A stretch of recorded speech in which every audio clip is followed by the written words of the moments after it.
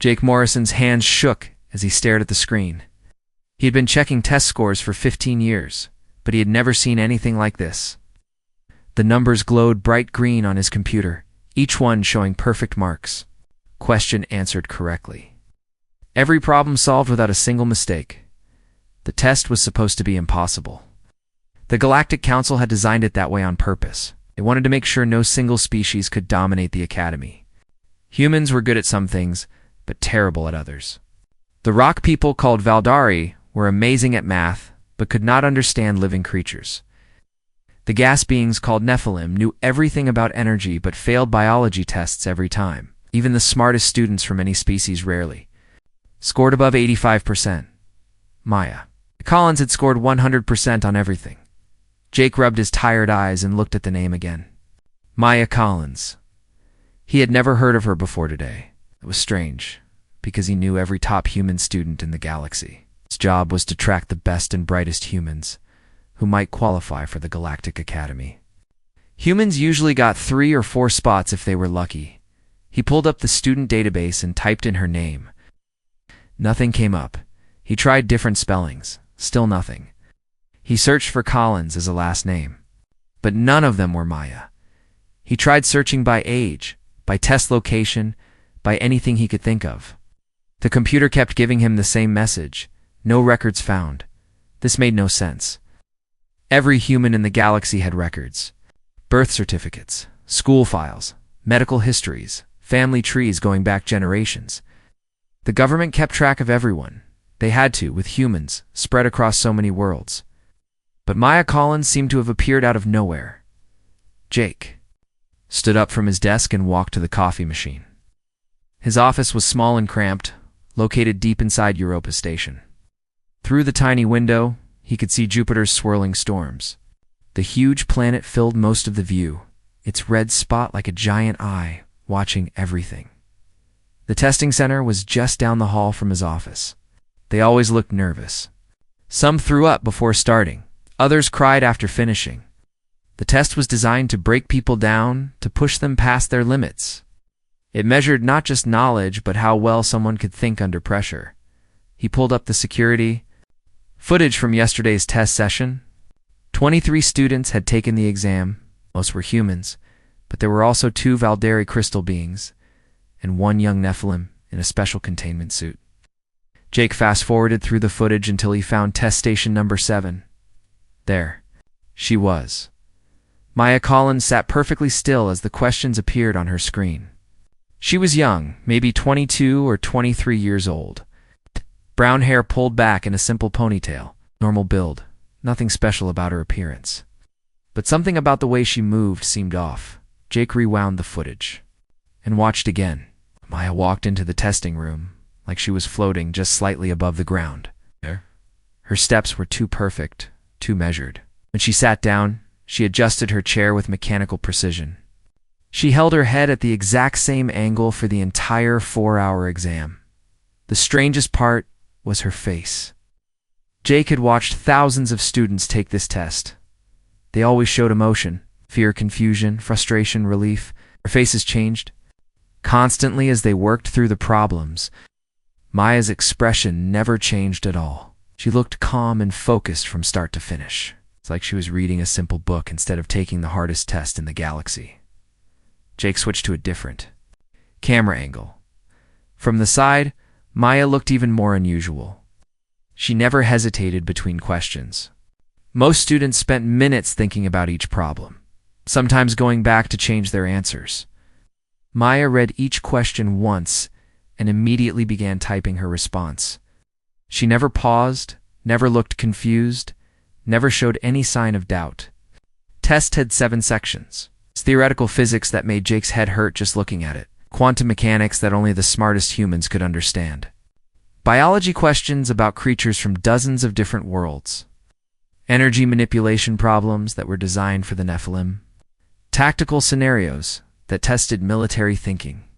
And finally, a section on cultural understanding that required knowledge of.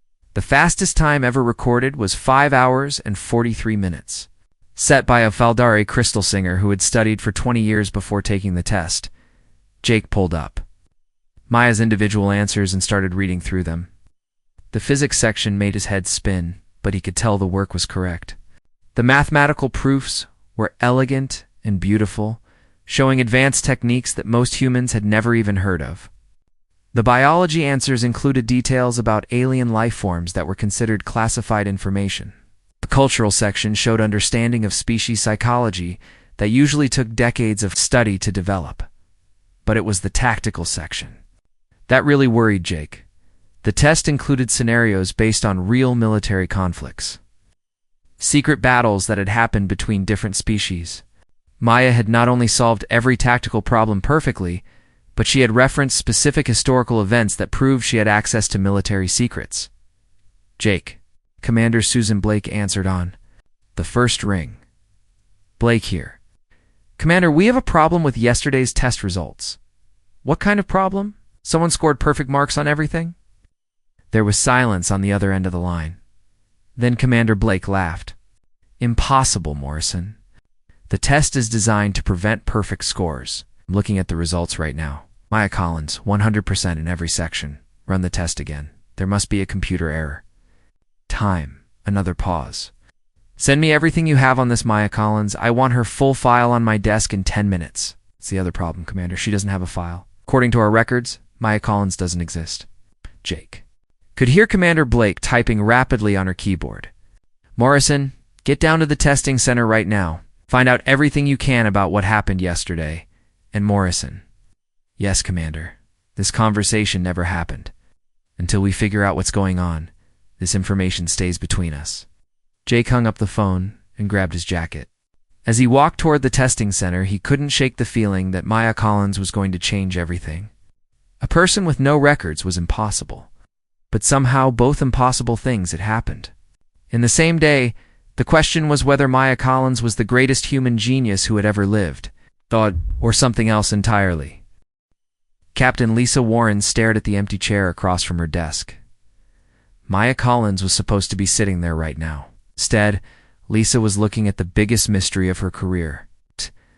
3 weeks had passed since the impossible test scores, and Maya Collins had vanished like smoke. Lisa had tracked criminals across half the galaxy.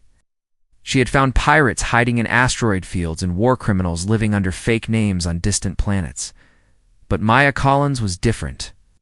Maya had not just disappeared. She had somehow erased herself from a locked room with no way out. The security footage showed Maya finishing her test at Europa Station. She had walked calmly to the exit, just like any other student. But when the guards tried to stop her for questioning, something strange happened. The cameras showed Maya entering a small interview room. The guards locked the door behind her and stood watch outside. 10 minutes later, when they opened the door, the room was empty. There were no other exits. No air vents big enough for a person. No hidden panels or secret doors. The walls were solid metal, built into the station's hull. Maya Collins had simply vanished from a room that should have been impossible to escape. Lisa pulled up the security footage again. She had watched it hundreds of times, but she kept hoping to see something new. The camera showed Maya sitting quietly in the chair, waiting for the guards to return with their questions. Then the image flickered for just a moment. When it cleared, Maya was gone. The flicker lasted exactly 2 seconds. Lisa had sent the footage to the best technical experts in the fleet. They all said the same thing. The cameras had not malfunctioned. The footage had not been edited. Something had happened in those 2 seconds that their equipment could not properly record. Lisa's investigation had taken her to 12 different worlds in the past 3 weeks. Each lead had brought more questions instead of answers. Maya Collins had been spotted on mining stations, trade ships, and frontier colonies. But every witness gave a different description. Some said she was tall, others said she was short. Some remembered her as blonde, others as brunette. A few swore she had been talking in a strange accent, while others said she spoke perfect standard English. The only thing all the witnesses agreed on was that Maya had been asking questions. Strange questions about Earth, about human history, about what it meant to be human. She talked to miners about their families back home. She asked traders about the foods they missed from Earth. She spent hours in colony libraries reading basic books about human culture. It was like Maya Collins was learning how to be human. Lisa's ship, the Interceptor, was now heading toward the outer rim of human space. Her latest lead had come from a cargo captain named Pete Johnson. He swore he had given Maya a ride to the Kepler mining station 3 days ago. Pete was a reliable source, a veteran spacer who had been hauling cargo for 20 years. If he said Maya had been on his ship, Lisa believed him. But Pete's story was as strange as all the others. He said Maya had paid for passage with credits that checked out perfectly but came from an account that had been created only minutes before the transaction. She had spent the entire 3-day journey reading children's books about Earth. When Pete asked her why, she had said she was trying to understand how humans learned about themselves. Lisa rubbed her tired eyes and looked out at the stars streaming past her ship's windows. Space travel gave her time to think, but thinking about Maya Collins only made her more confused. Every piece of evidence pointed to the same impossible conclusion. Maya Collins was human, but she had never lived as a human. She knew things that should have taken years to learn, but she did not understand basic human emotions. She could vanish from locked rooms, but she needed to read children's books to understand her own species. The computer chimed softly, indicating they were approaching the Kepler system. Lisa called her pilot, Danny Martinez, to the bridge. What do we know about this mining station? Lisa asked. Danny pulled up the files on his screen. About 300 workers. About 300 workers. They mine rare metals from the asteroids. Nothing special. Just another rock in space. Any reason Maya Collins would want to go there? Not that I can see. It's pretty much in the middle of nowhere. Lisa nodded and opened a channel to the station. Gruff voice answered after a few moments. This is Station Manager Bill Roberts. What can I do for you? This is Captain Warren with Galactic Security. Need to speak with you about a passenger who may have arrived recently. Young woman named Maya Collins. There was a long pause. Security, huh? What's she done? Nothing criminal. We just need to ask her some questions. Has she been there? Yeah, she's here. Strangest thing, though. She showed up yesterday asking for work. Said she wanted to understand what miners do all day. I told her it was hard, dirty work, but she insisted. She's been down in the tunnels for the past 24 hours, learning how to operate the equipment. Lisa felt a surge of excitement. Finally, a solid lead. Is she there now? Far as I know. She's been asking everyone questions about their families, their lives back on Earth. Nice enough girl, but a bit odd. Acts like she's never seen a mining laser before. We're docking now. Don't let her leave the station. I'll try, Captain. But I gotta tell you, there's something different about her. Yesterday, one of our tunnels collapsed. Big cave-in that should have killed 2 of my best workers. Maya was there when it happened. She somehow got both men out before the rocks finished falling. Moved faster than anyone I've ever seen. Stronger, too. Those rocks she lifted would have taken 3 normal people working together. Lisa felt her blood go cold. Are you saying she has enhanced strength? I'm saying she did things that shouldn't be possible. And Captain, when she moves, really moves, it's like watching someone remember how to pretend to be human. Like she has to think about every step. The docking clamps engaged with a solid thunk. Lisa checked her weapon and headed for the airlock. After 3 weeks of chasing ghosts and shadows, she was finally going to meet Maya Collins face to face as she walked through the station's corridors. Lisa thought about all the evidence she had collected, a perfect test score that should have been impossible, security footage that glitched at exactly the right moment, witnesses who remembered different people, superhuman strength, and most puzzling of all, a brilliant young woman who seemed to be learning how to be human from scratch.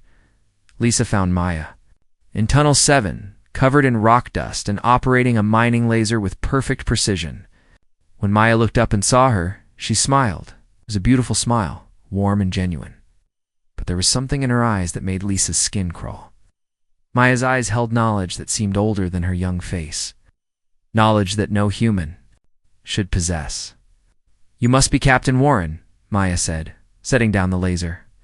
I've been expecting you. Maya Collins did not try to run. She did not fight or resist when Captain Warren placed her under arrest. She simply nodded and asked if she could say goodbye to the miners first.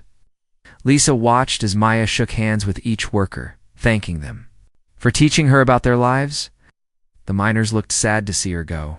In just 2 days, she had somehow become their friend.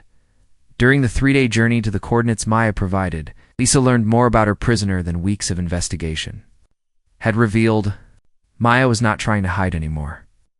She answered every question honestly, even the ones that made no sense. "Where were you born?" Lisa asked. "I was not born," Maya replied calmly. "I was created 23 years ago aboard a research ship called the New Horizon." "Created how?"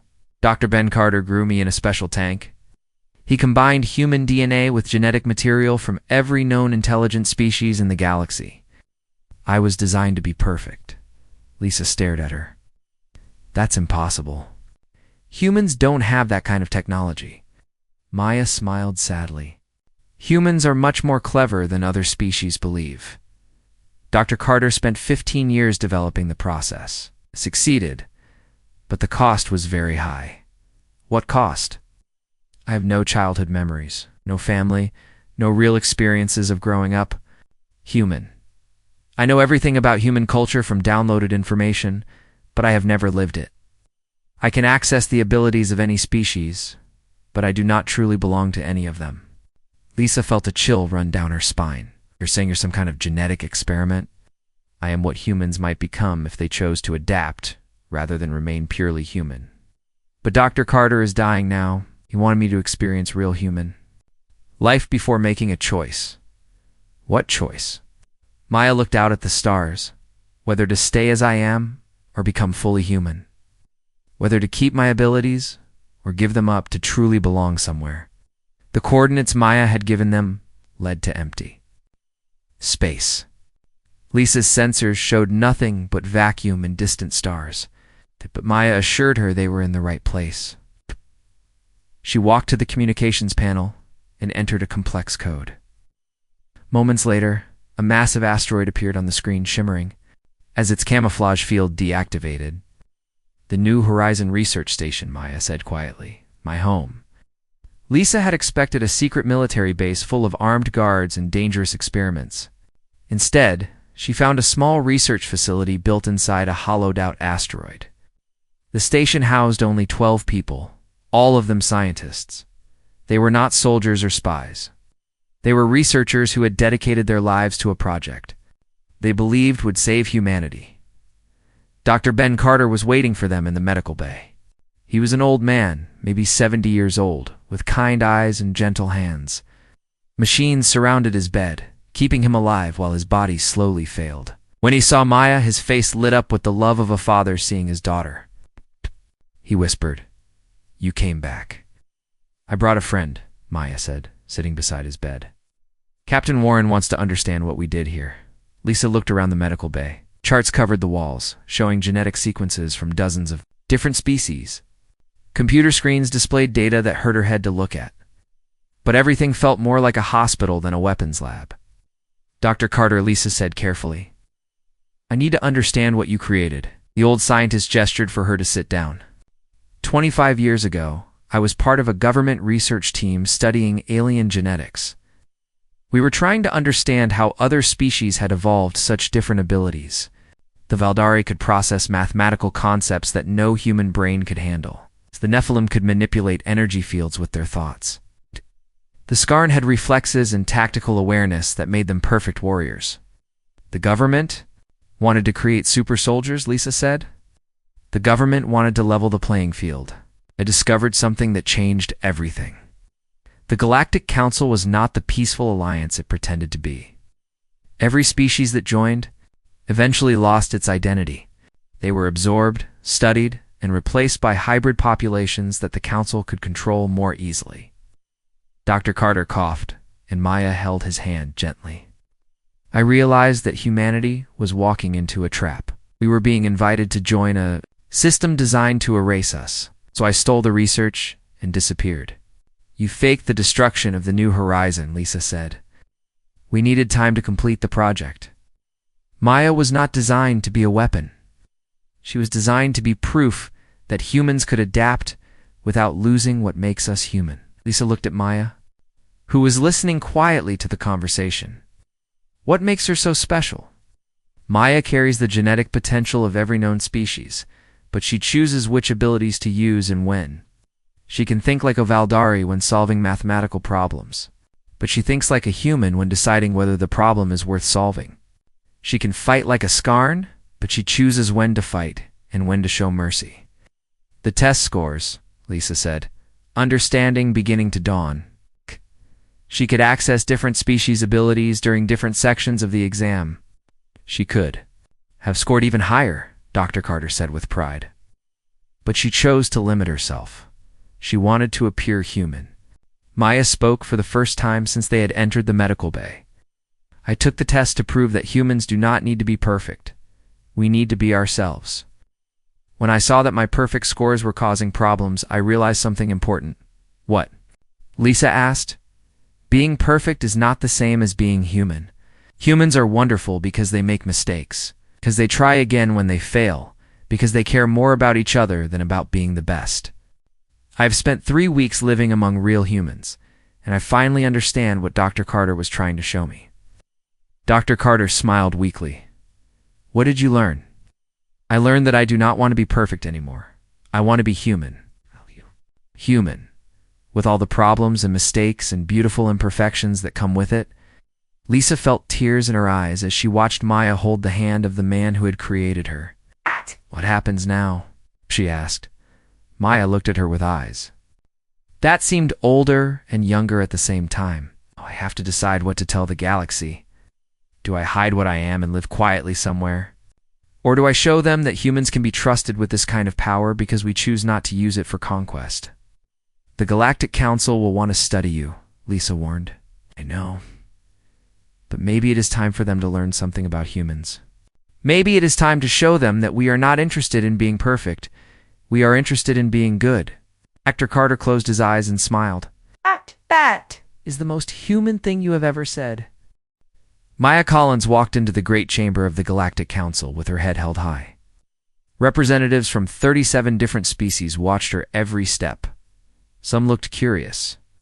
Others appeared angry or afraid. The massive room fell. Silent as she approached the speaking platform at the center, Captain Lisa Warren stood in the observation area, watching nervously. 3 months had passed since they left the hidden research station. Dr. Carter had died peacefully 2 weeks ago, but not before seeing Maya make her final choice. She had decided to reveal herself to the galaxy. She would no longer hide what she was or what she could do. The council leader was an ancient creature called a Corvani, looked like a giant turtle with wise old eyes. Its shell was covered in markings that showed its age and wisdom. When it spoke, its voice echoed through the chamber like distant thunder. Maya Collins, the Corvani said slowly, you stand accused of being an impossible being. The species of this galaxy have spent millions of years evolving different abilities. You claim to possess them all. Prove your words. Maya nodded calmly. She had expected this challenge. I will demonstrate, but first I want to explain something important. I can use the abilities of any species represented here, but I choose not to. A Valdari crystal singer rose from its seat. Voice was like music made of mathematics. You speak of choice as if it matters. Show us your mathematical abilities. Solve the theorem of infinite recursion. Maya closed her eyes for a moment. She opened them. They seemed to shine with inner light. She began speaking in the complex mathematical language of the Valdari. The equations she recited filled the air with beautiful sounds that made even the other species stop and listen. In 5 minutes, she solved a problem that normally took Valdari scholars years to complete. But then Maya did something unexpected. She stopped mid-equation and shook her head. I could finish this perfectly, she said, in normal human language. But that is not who I choose to be. I am not Valdari. I am human. A Nephilim representative floated forward in its containment suit. Its voice was like wind through energy fields. Show us energy manipulation. Prove you can control the forces of creation itself. Maya held out her hand. Light began to gather around her fingers, growing brighter and more complex. She shaped the energy into beautiful patterns that danced in the air. The Nephilim gasped as she demonstrated control that matched their greatest masters. But again, Maya stopped before completing the display. "I could reshape matter itself," she said simply. "But I choose to remain in this human form. I choose to be limited." The Skarn war leader stood up with a growl. It was a massive creature covered in armor like scales. "Combat skills. Show us if you can fight like a true warrior." But Maya moved so fast that most eyes could not follow her. One moment she was standing still, the next she was beside the Skarn leader with her hand gently touching its throat. If she'd wanted to, she could have killed the mighty warrior before it could react. Instead, she stepped back and bowed respectfully. "I could defeat any warrior in this chamber," Maya said, "but I choose peace over victory. I choose to protect, rather than conquer." The chamber erupted in noise as representatives from different species began arguing. Some demanded that Maya be destroyed as a threat to galactic balance. Others wanted to capture and study her. A few seemed impressed by her demonstrations, but most appeared frightened. The Corvani leader raised one massive hand, and silence returned. "You have proven your abilities, but you speak of choice as if it has meaning. Why should we trust a being who could destroy any of us?" Maya walked to the center of the platform. "I spent 3 months living among humans on mining stations, trade ships, and frontier colonies. I learned something that all my genetic programming could not teach me." "What did you learn?" the Corvani asked. "I learned what it means to be human. Humans are not the strongest species. We are not the smartest or the fastest or the most advanced. But humans have something that makes us special." Maya paused and looked around the chamber at all the alien faces watching her. Humans never give up. When we face a problem we cannot solve, we find a different way. When we meet someone stronger than us, we become friends instead of enemies. When we could choose power, we choose compassion. I have the ability to be perfect at anything, but I choose to be perfectly human instead. She gestured toward the human section of the chamber. Earth could have sent their best warriors or their greatest scientists to represent them here. Instead, they sent me.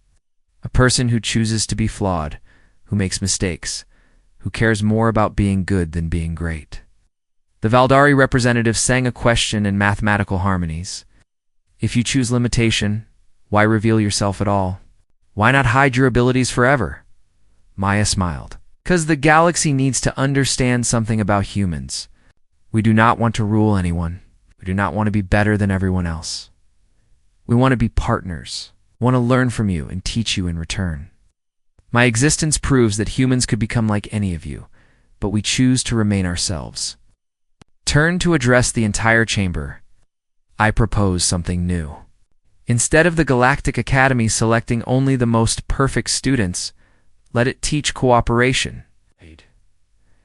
Let humans learn from Faldari mathematics while Faldari learn from human creativity. Let Nephilim share their energy knowledge while learning human persistence. Let every species contribute their strengths while keeping their identity." The chamber fell silent as the representatives considered her words. Finally, the Corvani leader spoke. "You ask us to trust a species that has created something impossible? You ask us to believe that humans will not use your abilities to dominate others. I ask you to judge us by what I choose to do, not what I could do," Maya replied. "Me for the next 100 years. See if I use my powers to help or to harm. See if humans can be trusted with abilities beyond their natural limits." The Corvani leader was quiet for a long moment, then it made a sound like gentle laughter. "Very "Well, Maya Collins, you will be allowed to exist, but under conditions. You will serve as humanity's representative to the Academy. You will teach cooperation between species.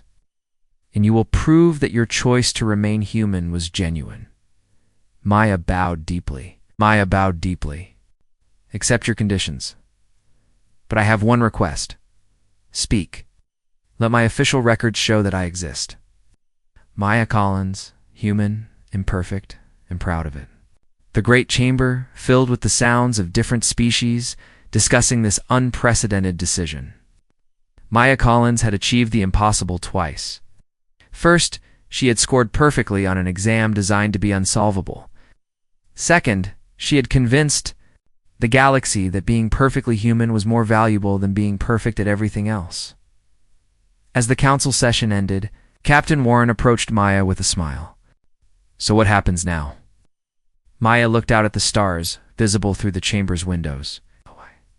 "Now I get to do what I always wanted. I get to be human, help others, and prove that sometimes the best choice is to be exactly who you are."